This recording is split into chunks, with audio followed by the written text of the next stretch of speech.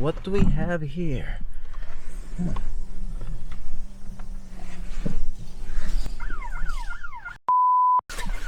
Hello guys, LifeHackster here. Today we are going to talk about a smart battery-powered siren that has a siren horn and not a wimpy speaker that other battery-powered sirens have. This is the Yolink siren alarm. Now this definitely has a bigger footprint compared to other battery-powered sirens and comprised of two parts, an alarm controller that houses the batteries and the siren horn itself. Yolink also sells a commercial version of this which is more rugged and the wiring has weatherproof connectors. But both models are outdoor rated as per Yolink. It does need the Yolink hub to set this up. And by the way, if you don't know the Yolink brand, I think this is time to recognize them because they make products and smart sensors that are not normally offered by major brands. And when connected to their hub, it just works. It also uses LoRa or long range frequency for their products to communicate, which in an open area, signals can reach up to a quarter of a mile, so no need for signal extenders. You can set this siren with Yolink's motion sensor and contact sensors to have a self-monitored home alarm system in your home. But I'm going to show you the versatility of this siren setup, especially that it is battery powered. By the way, I've made videos of Yolink water sensors together with their water valve controller and their temperature and humidity sensors, and I will link them down below if you haven't seen it yet.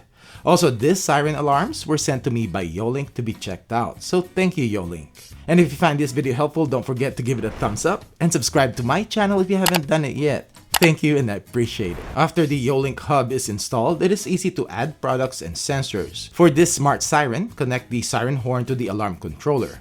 Put in the batteries. Open up the Yolink app. Click the scan button and scan the QR code which is on the back of the controller. Then click bind device. And it should now be connected. You can also see that if you have the Yolink app connected to Alexa, it will be automatically set up to use with your Echo devices. Now on your devices list on the bottom, you will see the alarm. Click on it and you will see the battery level and signal. And you can manually start the alarm if you want to. Click the three dots for the settings. In here you can adjust how long the alarm will sound from a second all the way to 30 minutes. There is no adjustment though as to volume, so this siren when it goes off, it will always be loud, 110 decibels.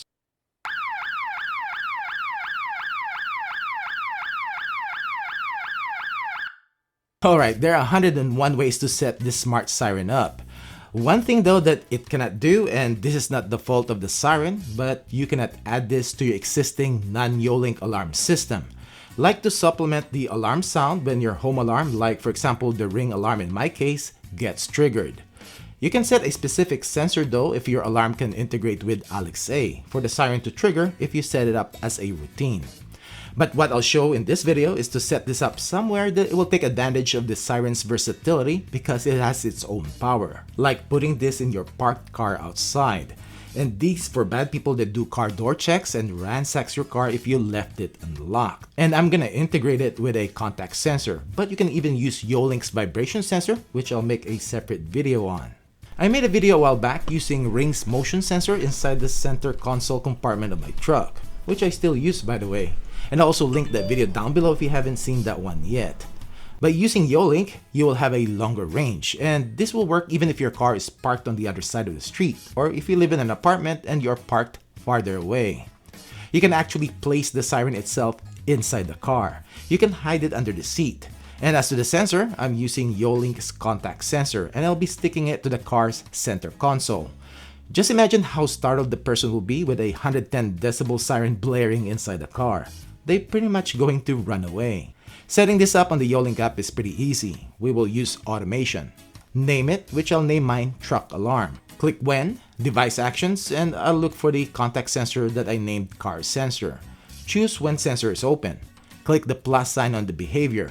Choose device actions, and I'll choose the siren that I'm going to use. And choose start alarm.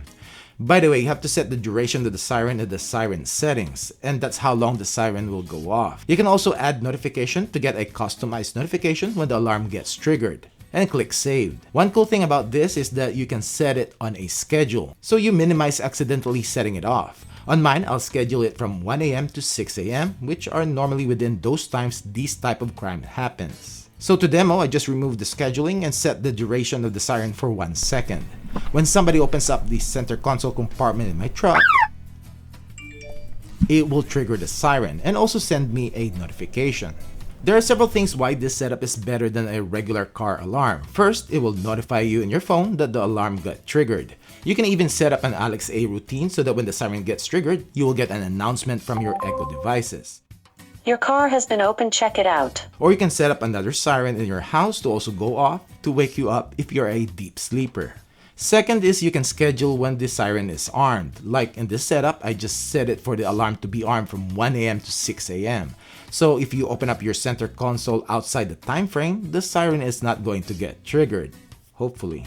Also, when your car is not in your house and out of range of Yolink's hub, the siren is not going to activate. So this will only work when your car is near your house, and the sensor and the siren will reconnect when you get back home. Lastly, this is a set it and forget it type of thing because it is in a schedule, and the alarm just gets armed automatically in the time frame that you set. And for any reason that you have to open the glove compartment or center console of your car inside the alarm time frame, just toggle the automation to off.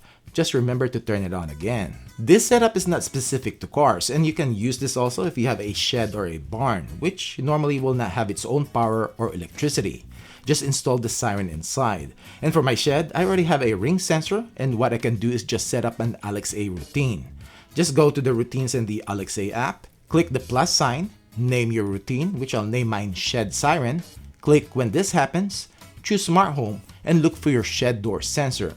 And in my case, this is a ring contact sensor. Choose when the sensor is open, and I can schedule this from 12 a.m. to 6 a.m. Click Add an Action, and choose Smart Home again, and this time look for your siren, and choose On, and click Save. Alright, so we have it all set up, and I changed the siren's duration to just 1 second because we already know how loud it is. Anyway, so if somebody opens up the door, and I have my ring sensor there, that's how loud it is. I'll probably set this for about 10 seconds, so it'll just enough to scare them. There are a lot of other ways to use this smart siren, and as long as you have other Yolink sensors or other brand sensors that can integrate with Amazon Alexa, and because it has its own power, you can use and place this siren anywhere. Well, that's it for this video. Thanks for watching and see you in the next one.